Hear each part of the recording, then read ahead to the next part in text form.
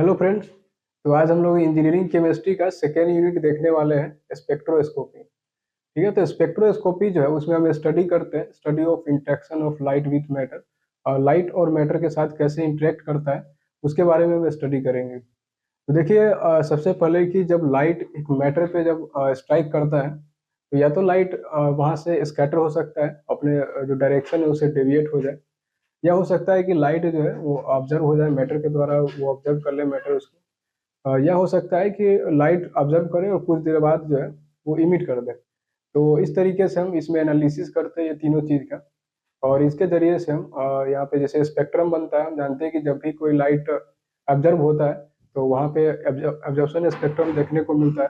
और अगर मान लेते लाइट वहाँ पे इमिट हो रहा है, ठीक है, तो वहाँ से इमिशन स्पेक्ट्रम देखने को मिलता है। तो स्पेक्ट्रम के जरिए से हम मतलब यहाँ पे मॉलिक्यूल के स्ट्रक्चर को, बोन लेंथ वगैरह ये सब फाइंड कर सकते हैं, बोन स्ट्रेंथ वगैरह, शेप ऑफ मॉलिक्यूल वगैरह ये सब फाइंड कर सकते हैं स्पेक्ट्रोस्कोपी में। तो चलिए देखते हैं एक एक करके spectroscopy.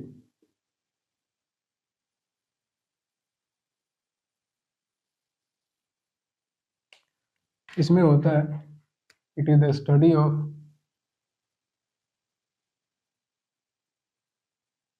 Is the study of light,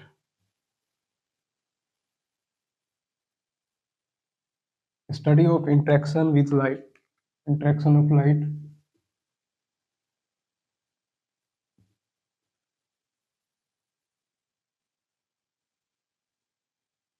interaction of light with matter. और इसके अंदर में बोल सकते हैं कि it is analysis of electromagnetic radiations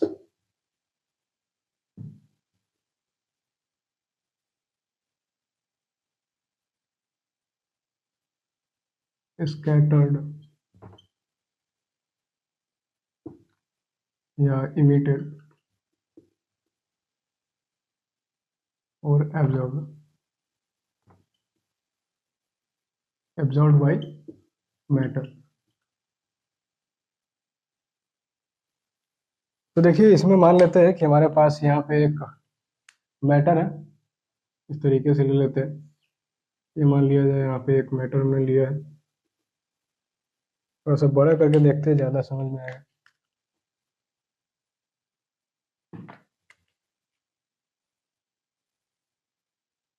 ये मान लिया जाए मैटर है।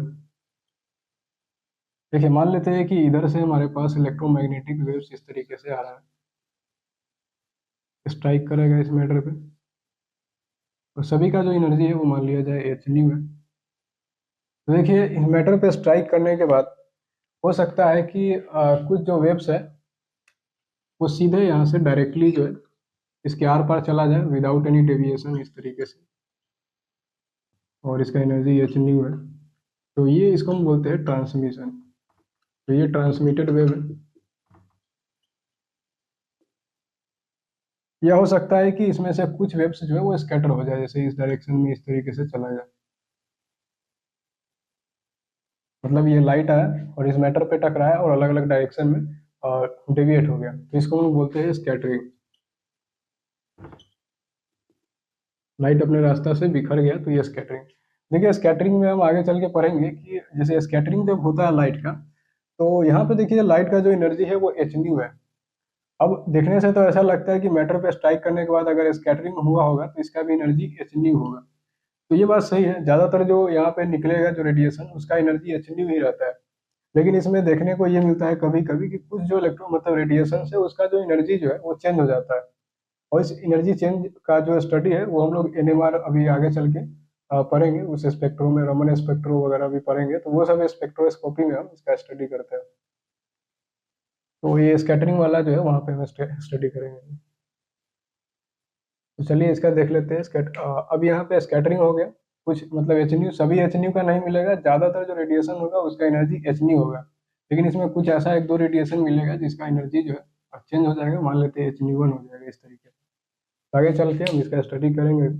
अब देखिए, जैसे मैटर है, कुछ वेव्स को ये ऑब्जर्व भी कर लेगा। मैं मान लेते हैं यहाँ पे ऑब्जर्व हो गया। तो ये मैटर हम जानते हैं कि जब मैटर कोई लाइट को ऑब्जर्व करता है तो इसके अंदर में जैसे एटॉमिक एनर्जी लेवल होता है, मॉलिक्यूल के अंदर मॉलिक्यूलर एनर्जी लेवल होता है। तो इलेक्ट्रॉन जो है अपने ग्राउंड स्टेट से एक्साइटेड स्टेट में चला जाता है, और वो अपने एक्साइटेड स्टेट में हमेशा के लिए नहीं जाता है, फिर वापस से वो ग्राउंड स्टेट में भी आता है। जब वो ग्राउंड स्टेट में आएगा तो वहाँ पे वो लाइट को इमिट करता है, और ये जो लाइट को इमिट करता है वहीं से हमारे पास स्पेक्ट्रम वगैरह देखने को मिलता है।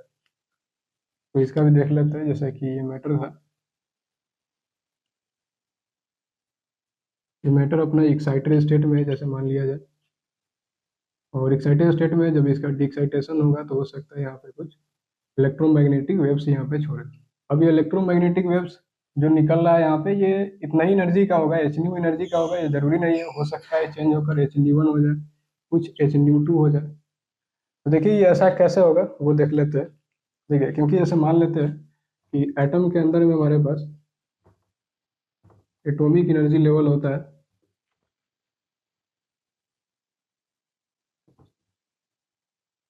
वैसे ही मॉलिक्यूल के अंदर में मॉलिक्यूलर एनर्जी लेवल होता है।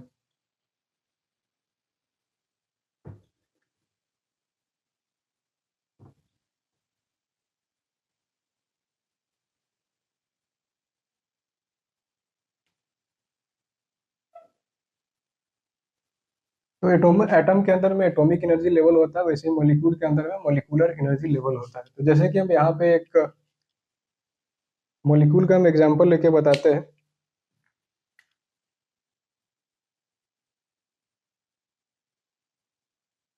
मान लेते हैं यहाँ पे मैटर नहीं, मैटर की जगह पे यहाँ पे कोई मॉलिक्यूल था। तो ये इसका मान लिया जाए ग्राउंड स्टेट है, ये ग्राउंड स्टेट है, और ये इसका कुछ फर्स्ट एक्साइटेड स्टेट है, E1 मान लेते हैं।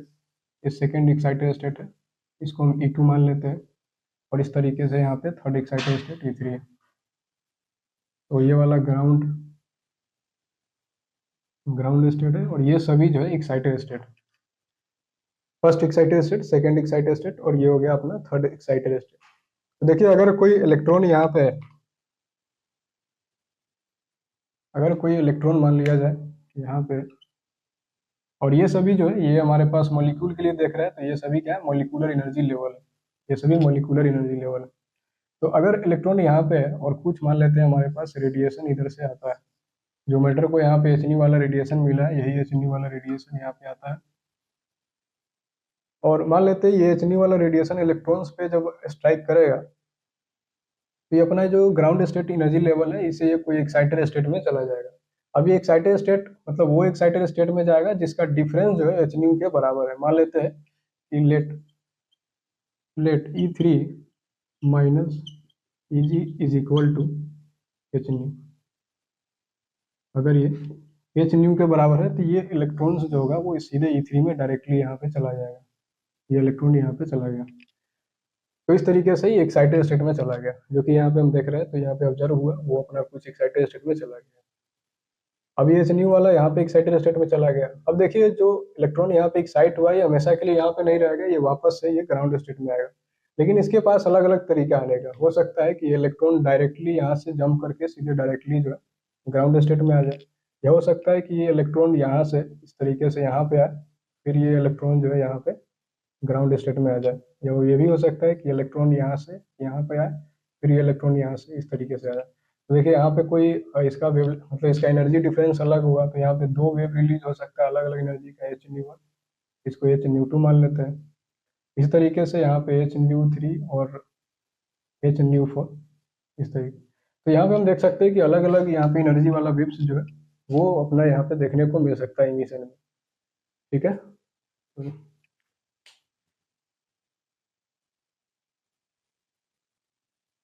तो देखिए अब हम देखने वाले हैं स्पेक्ट्रोस्कोपी के अंदर में कि इसका बेसिक प्रिंसिपल क्या है, किस पे काम करता है ये। तो बेसिक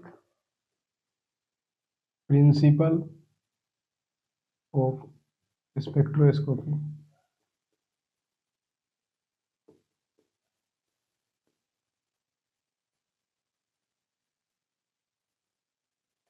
तो देखिए जैसे कि हम जानते हैं कि कोई भी एक मॉलिक्यूल है, तो मॉलिक्यूल पे अगर मान लेते हैं अलग अलग रेडिएशंस पड़ता है, तो वो हर रेडिएशन, जितने भी रेडिएशन है सभी को ऑब्जर्व नहीं करेगा। और अगर वो इमिट भी करता है तो हर एनर्जी वाले रेडिएशंस को इमिट नहीं करता है, कि स्पेसिफिक वेवलेंथ वाले ही रेडिएशंस को ऑब्जर्व या इमिट करता है। और इसे हम देख सकते हैं कि यहाँ पे जब भी एब्जॉर्प्शन इमिशन होता है तो इससे हमें एक स्पेक्ट्रम मिलता है। और ये जो स्पेक्ट्रम होता है, ये स्पेक्ट्रम जितने भी मॉलिक्यूल है सभी का अलग अलग होता है। तो मतलब एक देखा जाए जैसे ह्यूमन के लिए जो फिंगरप्रिंट होता है ना, उसी के तरह होता है स्पेक्ट्रम। मॉलिक्यूल के लिए स्पेक्ट्रम जो है वो एक फिंगरप्रिंट के जैसा काम करता है। मतलब हम मॉलिक्यूल के स्पेक्ट्रम से हम बता सकते हैं कि मॉलिक्यूल को आइडेंटिफाई कर सकते हैं, स्पेक्ट्रम की मदद से हम मॉलिक्यूल को आसानी से आइडेंटिफाई कर सकते हैं, उसके प्रॉपर्टीज या उसका जो भी बॉन्ड लेंथ बॉन्ड स्ट्रेंथ है वो सब शेप वगैरह वो हम आसानी से निकाल सकते हैं। तो चलिए देखते हैं इसको, बेसिक प्रिंसिपल ऑफ स्पेक्ट्रोस्कोपी। इसमें क्या है कि मॉलिक्यूल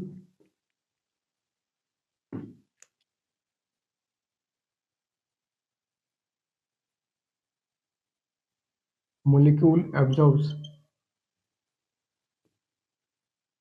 और emit radiations of specific wavelength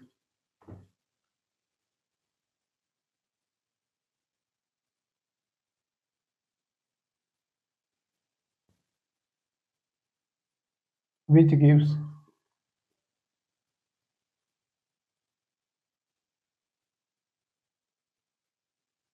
unique spectrum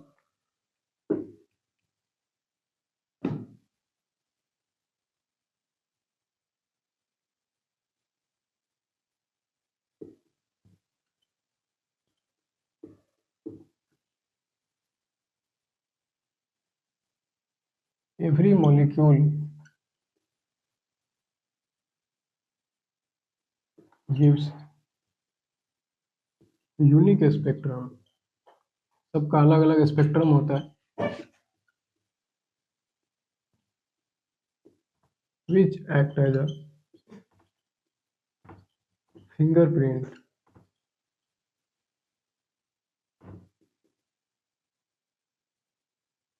तो देखिए इसमें हमने लिख दिया है यहाँ पे कि मॉलिक्यूल ऑब्जर्व करता है mid radiation of specific wavelength, और यहाँ से हमें एक यूनिक स्पेक्ट्रम देखने को मिलता है। और यही यूनिक स्पेक्ट्रम जो है सभी मॉलिक्यूल का अलग अलग रहेगा, जिसके मदद से मॉलिक्यूल को हम आइडेंटिफाई कर पाते हैं और उसके प्रॉपर्टीज को हम देख पाते हैं। तो यहाँ पे देखिए इसको हम थोड़ा सा डायग्राम से समझाते हैं। देखिए मान लिया जाए यहाँ पे कोई भी हमारे पास एक इलेक्ट्रोमैग्नेटिक वेव का सोर्स है।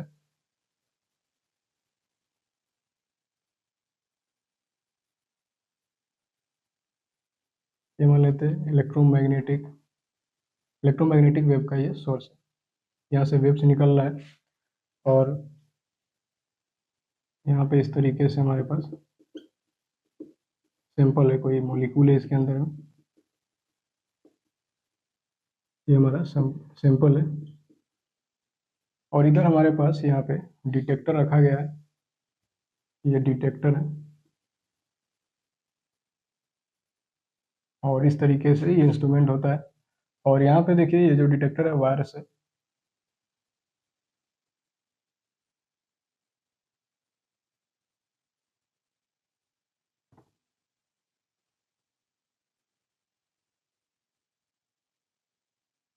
एक मिनट इसको,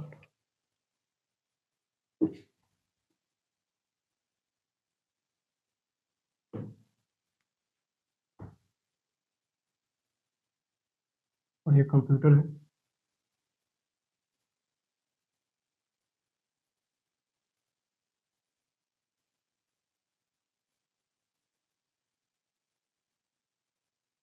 ये डिटेक्टर हो गया, और यहाँ पे मान लेते हैं ये हमारा कंप्यूटर है।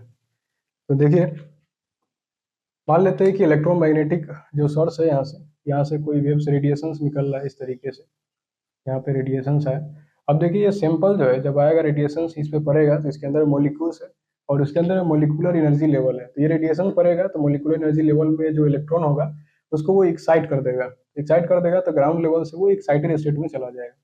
तो ये जब इलेक्ट्रॉन एक्साइटेड स्टेट में जाएगा तो वापस हम जानते हैं कि वापस से वो फिर से वो डी एक्साइट करेगा। जब डी एक्साइट करेगा तो वहाँ पे वो वहाँ पे वो रेडिएशन छोड़ता है। तो मान लेते हैं कि यहाँ पे क्या हुआ है, यहाँ पे मोलिक्यूल्स गया और यहाँ पे एक्साइटेशन हो रहा है सिंपल में, यहाँ पे हो रहा है एब्जॉर्प्शन। यहाँ पे देखा जाए तो ये जो भी मान लेते हैं एच न्यू का है, तो ये जो हमारा वेव है यहाँ पे ऑब्जर्व हुआ है, फिर उसके बाद यहाँ पे इस तरीके से मान लेते हैं ये वेव निकला है, तो ये एक्साइटेशन हुआ यहाँ पे एक्साइटेशन, और डी एक्साइटेशन के दौरान जो वेव निकला वो ये वाला है, ये डी एक्साइटेड वेव है।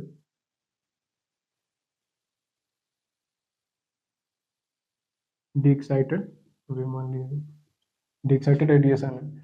और ये जो वेव निकला है ये जब डिटेक्टर पे पड़ता है तो यहाँ पे एक स्पेक्ट्रम इस पे देखने को मिलता है, वो स्पेक्ट्रम कुछ इस तरीके से।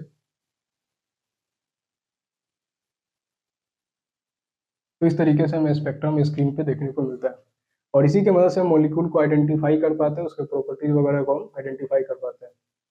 तो यहाँ पे देखिए पहले इलेक्ट्रोमैग्नेटिक सोर्स है, यहाँ से जैसे वेव आया, यहाँ रेडिएशन आया, और रेडिएशन यहाँ पे सैंपल में गया। सैंपल जो है यहाँ पे मान लेते हैं कि ये जो सैंपल था शुरू में यहाँ पे लिख देते हैं नीचे में। यहाँ पे मेन यहाँ पे जो प्रोसेस है इसको हम लिख देते हैं यहाँ पे कि देखिए ये जो है सैंपल, ये हमारा इनिशियल है जो कि रूम टेम्परेचर पे मान लिया जाए, ये रूम टेम्परेचर है, और इसके अंदर में इस तरीके से सैंपल था।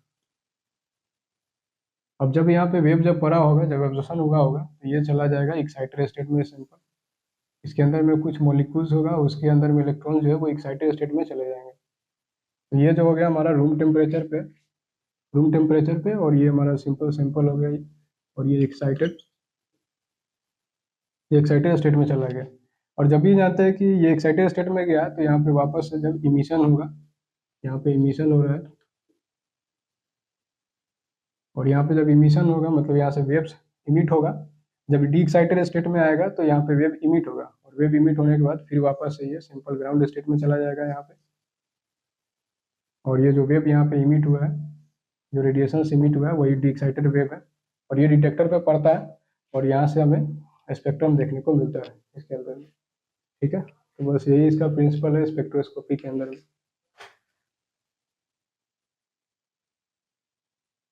तो देखिए स्पेक्ट्रम क्या होता है इसके बारे में थोड़ा सा देख लेते हैं। स्पेक्ट्रम के अंदर में जानते हैं कि एक एब्जॉर्प्शन स्पेक्ट्रम होता है और एक इमिशन स्पेक्ट्रम होता है।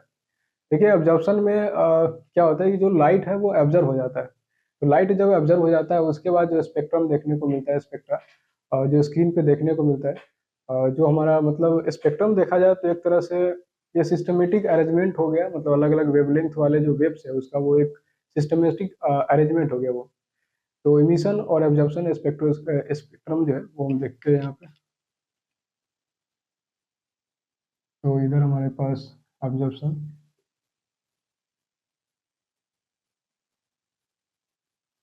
स्पेक्ट्रम, इस साइड में हम ले लेते हैं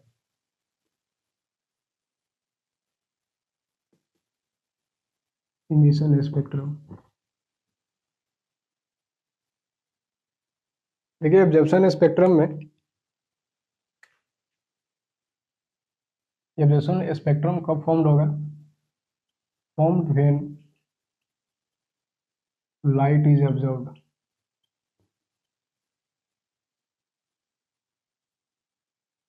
और ये कब होगा, फॉर्म्ड व्हेन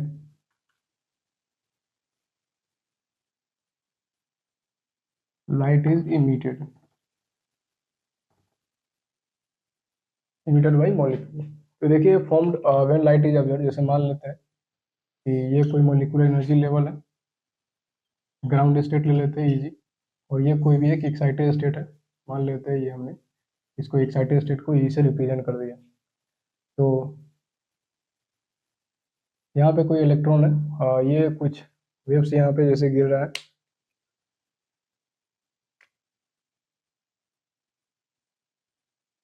इसने इसको ये ऑब्जर्व किया, और ये इलेक्ट्रॉन यहाँ से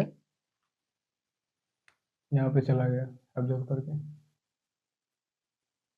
तो ये ऑब्जर्वेशन स्पेक्ट्रोस्कोपी में हमें ऐसे ही देखने को मिलता है, यहाँ पे जो इलेक्ट्रॉन है वो ग्राउंड स्टेट में होगा और एनर्जी को ऑब्जर्व करेगा यहाँ पे, और ये एक्साइटेड स्टेट में चला जाता है। मिशन स्पेक्ट्रोस्कोपी में जैसे ये मान लिया जाए एक्साइटेड स्टेट है, और ये हमारा एक ग्राउंड स्टेट है। तो यहाँ पे देखिए इसमें क्या होगा कि जो इलेक्ट्रॉन होगा वो पहले से ही एक्साइटेड स्टेट में होता है। ये इलेक्ट्रॉन यहाँ पे एक एक्साइटेड स्टेट में है और इसने यहाँ पे रेडिएशंस एच न्यू मान लेते हैं, कोई एक एनर्जी वाला रेडिएशन इमिट करेगा और ये जो इलेक्ट्रॉन है ये अपने ग्राउंड स्टेट में आ जाएगा।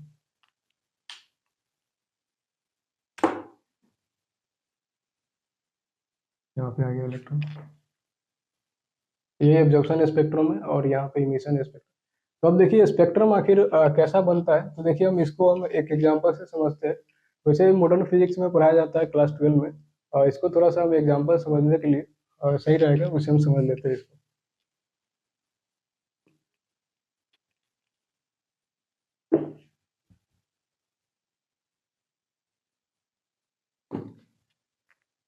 देखिए मान लिया जाए यहाँ पे कोई भी एक सोर्स ले लेते हैं, व्हाइट लाइट का एक सोर्स ले लेते हैं, फिलामेंट मान लिया जाए, और ये हमारे पास एक व्हाइट लाइट सोर्स,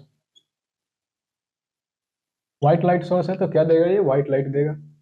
अब देखिए यहाँ से मान लेते हैं कि व्हाइट लाइट निकलेगा और इसको हम इस तरीके से यहाँ पे एक सैंपल ले सकते हैं। ठीक है, ये सैंपल है और ये जो सैंपल है ये अपना ग्राउंड स्टेट में, ग्राउंड स्टेट करने का मतलब ये रूम टेम्परेचर पे,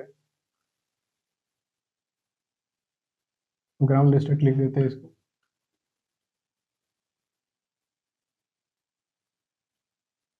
ठीक है, इसके अंदर में इस तरीके से मॉलिक्यूल्स है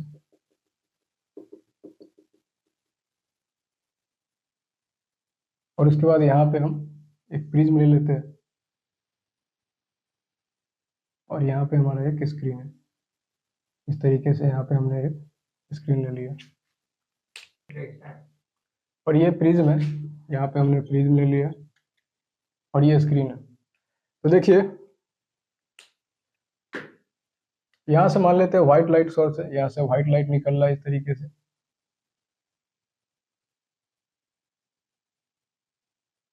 ये व्हाइट लाइट है, ये सभी व्हाइट लाइट है, बस रेड से बनाया हुआ है लेकिन ये व्हाइट लाइट है। मतलब इसके अंदर में जितने भी कलर्स है, मतलब इसके अंदर में पूरा अल्ट्रा वायलेट रेज, इंफ्रारेड, ये जितने भी इलेक्ट्रोमैग्नेटिक वेव्स है वो सभी है इसके अंदर में। अब देखिए ये हमारे पास एक सैंपल है जो कि रूम टेम्परेचर पे, मतलब एकदम ग्राउंड स्टेट में, हीटेड उडेड नहीं है, यहाँ पे कोई हीट नहीं हमने दिया है, तो जितने भी इलेक्ट्रॉन्स होंगे सभी अपने मतलब जो ग्राउंड स्टेट में होंगे। अब देखिए ये आएगा, जब ये वेव आएगा यहाँ पे तो कुछ वेव तो यहाँ पे ऑब्जर्व हो जाएगा, बाकी जो वेव है वो आगे चला जाएगा। तो मान लेते हैं कि जो ट्रांसमिट हो गया वेव वो सीधे यहाँ पे इस तरीके से कुछ वेव्स यहाँ पे आ गया ऐसे,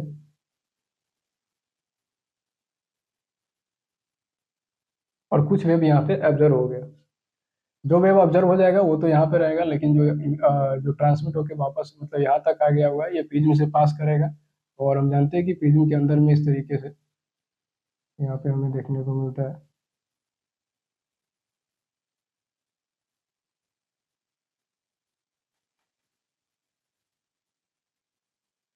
वैसे हम देख लेते हैं, देखिए जिसका वेवलेंथ ज़्यादा होता है, जैसे कि ऊपर वाला जो रीजन होगा,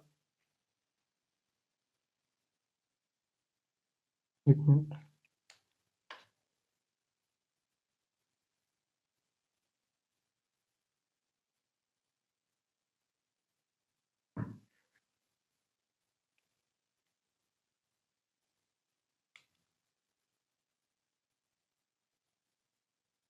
देखिए जिसका वेवलेंथ ज़्यादा है वो, उसमें हम जानते हैं कि जिसका वेवलेंथ ज़्यादा होता है उसमें डिफ्लेक्शन जो है वो कम होता है। तो वेवलेंथ जिसका ज़्यादा है, जैसे ऊपर वाला रीजन हो गया हमारे पास इंफ्रारेड वाला रीजन, तो वो मान लेते हैं ऊपर में आ जाएगा। फिर उसके बाद इंफ्रारेड हो गया, विजिबल वाला बीच में आ जाएगा, विजिबल लाइट, और इस तरीके से अल्ट्रावायलेट वाला। तो जिसका भी वेवलेंथ ज़्यादा है उसमें डिफ्लेक्शन कम होता है, तो देख सकते हैं इसमें कम डिफ्लेक्शन है, इंफ्रारेड रीजन। इस तरीके से विजिबल रेंज वाला आ गया। बाकी ये अल्ट्रावायलेट में ज़्यादा फ्रीक्वेंसी होता है और इसमें डिफ्लेक्शन जो है वो ज़्यादा होगा क्योंकि वेवलेंथ कम होता है, तो ये अल्ट्रावायलेट रीजन आ गया। बाकी बीच में इंफ्रारेड है, विजिबल, अल्ट्रावायलेट, एक्सरे वगैरह वो सब कुछ आएगा। दिखाने के लिए हम तीन दिखा दिए इसमें। तो देखिए इसका अगर स्पेक्ट्रम देखते हैं, ये तो हमारा स्क्रीन था, ये जो है ये हमारा स्क्रीन था। अब ये जो स्क्रीन है इसके अंदर में हमने क्या देखा कि इस स्क्रीन को अगर हम फ्रंट से देखेंगे तो ये हमें कुछ ऐसा देखने को मिलेगा। ये मान लेते हैं हमारा स्क्रीन है, तो स्क्रीन पे इस तरीके से हमें ब्लैक लाइंस हमें देखने को मिलता है, डार्क लाइंस। तो ये जो ब्लैक वाला लाइंस है, ये डार्क लाइंस है। ये जो डार्क लाइंस है, मतलब जहाँ पे कोई भी कलरफुल पैटर्न नहीं है, यहाँ पे अंधेरा है, तो ये डार्क लाइंस जो है वो एब्जॉर्प्शन के कारण है। और बाकी ये जो मतलब ये दिखाया गया व्हाइट से, वो हमारा कलरफुल पैटर्न है। ये सब कलरफुल पैटर्न।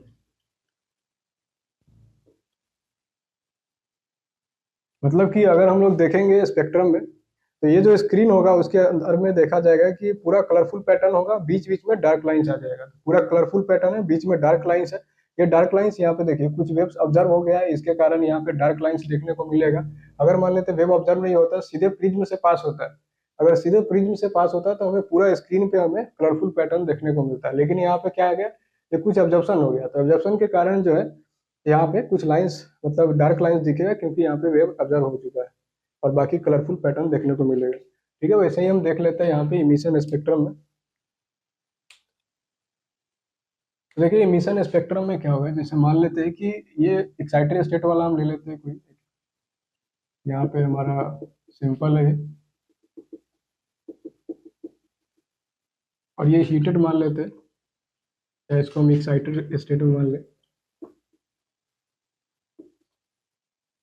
और यहाँ पे हम एक प्रिज्म ले लेते हैं, और यहाँ पे हम एक स्क्रीन ले लेते हैं, स्क्रीन। ये जो स्क्रीन है ये डार्क स्क्रीन लिया जाता है। डार्क स्क्रीन क्यों लिया जाता है, तो देखिए इसमें ये है कि ये जो हमारे पास हीटर या एक्साइटेड स्टेट में जो सिंपल है, इसके अंदर में जो इलेक्ट्रॉन्स होंगे वो एक्साइटेड स्टेट में होगा। तो इलेक्ट्रॉन्स अगर एक्साइटेड स्टेट में, आप जानते हैं कुछ देर बाद वो ग्राउंड स्टेट में आएगा, तो ग्राउंड स्टेट में आएगा तो यहाँ पे हमारे पास इमिशन होगा, तो यहाँ से वेव्स जो है वो निकलेगा। तो मान लेते हैं कि जो वेव इमिट हो रहा है वो इस तरीके से वेव यहाँ पे इमिट हो रहा है,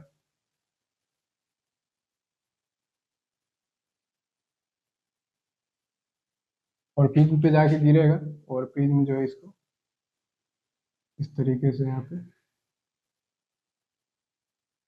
यहाँ पे आ जाएगा।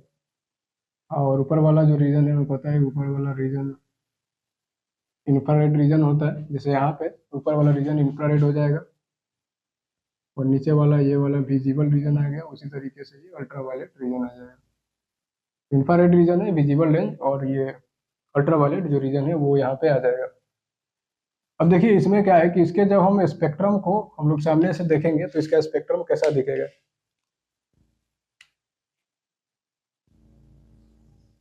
ये मान लेते हैं स्क्रीन है, और इसको अगर हम एकदम फ्रंट से देखते हैं, तो फ्रंट से देखने पे इसमें लगता है कि ये पूरा डार्क स्क्रीन है, और इसमें कहीं कहीं पे इसको थोड़ा सा रेड से बना देते हैं।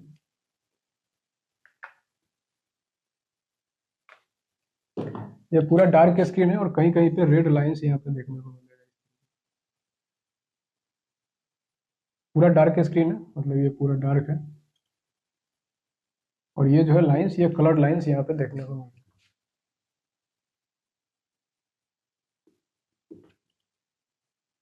तो इसका स्पेक्ट्रम इस तरीके से आता है। इसमें क्या था, इसमें था कि ये पूरा कलरफुल पैटर्न है, बीच बीच में ब्लैक मतलब डार्क लाइंस आ रहा था।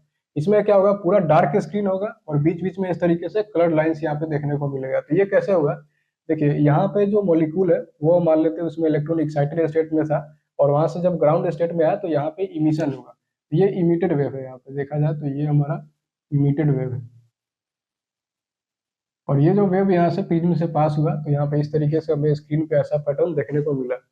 और इसमें देखिए कुछ ही वेव यहाँ से देखा जाए तो हमारे पास जो वेव होगा यहाँ पे, तो ज्यादातर वेव ऑब्जर्व मतलब कुछ ही वेव ऑब्जर्व हुआ था, ज्यादातर तो ट्रांसमिट हो गया था। तो कुछ ही वेव जो है यहाँ पे वापस से वो इमिट हो जाएगा, और ये वेव जब इमिट होगा तो स्क्रीन पे हम लेंगे, तो जो जो वेव यहाँ पे देखिए, जो जो वेव यहाँ पे ऑब्जर्व हुआ था, जो जो वेव यहाँ पे ऑब्जर्व हुआ था वो यहाँ पे इमिट हो जाएगा, वापस से वो इमिट हो जाएगा, क्योंकि जो एक्साइटेड स्टेट में गया था वापस से ग्राउंड स्टेट में आएगा। जब ग्राउंड स्टेट में आएगा तो देखिए वही वेव वापस से इमिट हो गया, और यहाँ पे हमें प्रिज्म था इससे पास होकर, और हमें इस तरीके से पैटर्न देखने को मिलेगा। तो देखिए जहाँ जहाँ पे डार्क लाइंस था, वहाँ वहाँ पे यहाँ पे रेड लाइंस आ जाएगा, मतलब ये कलर पैटर्न आ जाएगा। और उसके बाद इस तरीके से डार्क स्क्रीन रहेगा, और ये कलर इस तरीके से स्पेक्ट्रम देखने को मिलता है इसमें। और ये भी देखा गया है कि इसमें जो कलर लाइंस होता है वो जो देखिए डार्क लाइन से ज्यादा मिलता है। क्यों मिलता है? क्योंकि हमने अभी पढ़ लिया हुआ है कि जब इलेक्ट्रॉन डी एक्साइटेड होता है, मतलब जब इलेक्ट्रॉन्स वापस से अपने एनर्जी लेवल में आता है, ग्राउंड एनर्जी लेवल में, तो इसका अलग अलग तरीका है। हो सकता है कि पहले ये वाला एनर्जी लेवल से इस एनर्जी लेवल में है, अगर ये ग्राउंड स्टेट है, और ये अगर E1 है और ये E2 है, हो सकता है कि इस एनर्जी लेवल से E1 में आए इलेक्ट्रॉन और फिर यहाँ से Eg में आए, या हो सकता है ऐसे आए। तो देखिए यहाँ पे देखिए इलेक्ट्रॉन्स ने एक मतलब एक ही वेव यहाँ पे रिलीज नहीं हुआ, हो सकता है कि दो वेव यहाँ पे रिलीज हो जाए। तो यहाँ पे देखिए जो डार्क लाइंस है उससे ज्यादा हमें कलर लाइंस देखने को मिलता है। तो देखिए इस तरीके से इसी को हम लोग स्पेक्ट्रम बोलते हैं। तो स्पेक्ट्रम अगर देखा जाए, सिंपल सा डिफिनीशन अगर हम देखें, तो ये हमारे पास अरेंजमेंट होता है ऑफ वेवलेंथ हम बोल सकते हैं एक तरह से ऑन द स्क्रीन। इस तरीके से स्पेक्ट्रम आ जाता है। ठीक है।